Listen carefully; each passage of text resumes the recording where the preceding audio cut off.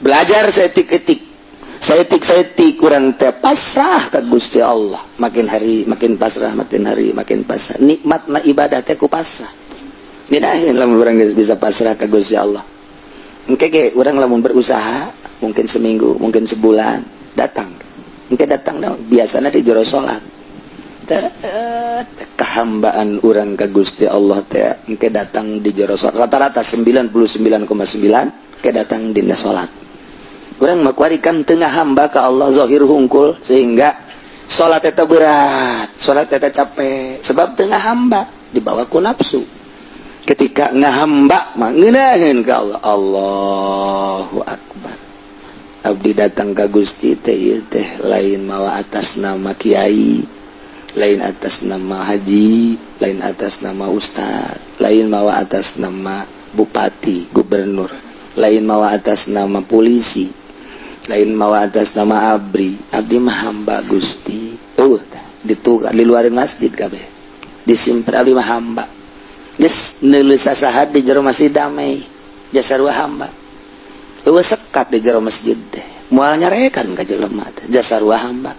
Tapi lamun urang mah mawa kemuliaan ka masjid asa aing kiai begitu imam lain deui. Hoi saya teh nu imaman ditolol meureun. Itu kan mimbar nu aing. Kunaon di sliding teh ka Gus. Emang sirkuit. Nah iya, aing mah ngamamu aing makasih ya. Udah kamari jadi imam bego meureunana.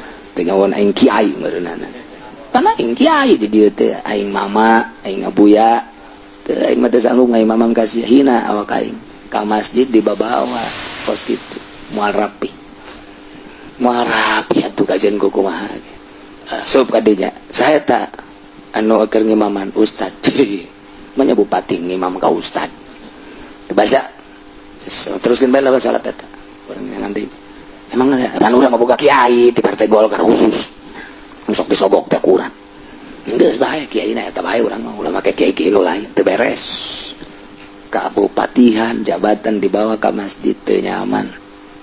Kehambaan dibawa ke Gusti Allah ketika asup ke masjid ngarasa hamba baik leungitkeun kos kitu kasugihan kehambaan kakiaian jadi orang hamba sama-sama hamba dekat Allah sebab Allah mah innallaha la yanzuru ila suwarikum walakin yanzuru ila qulubikum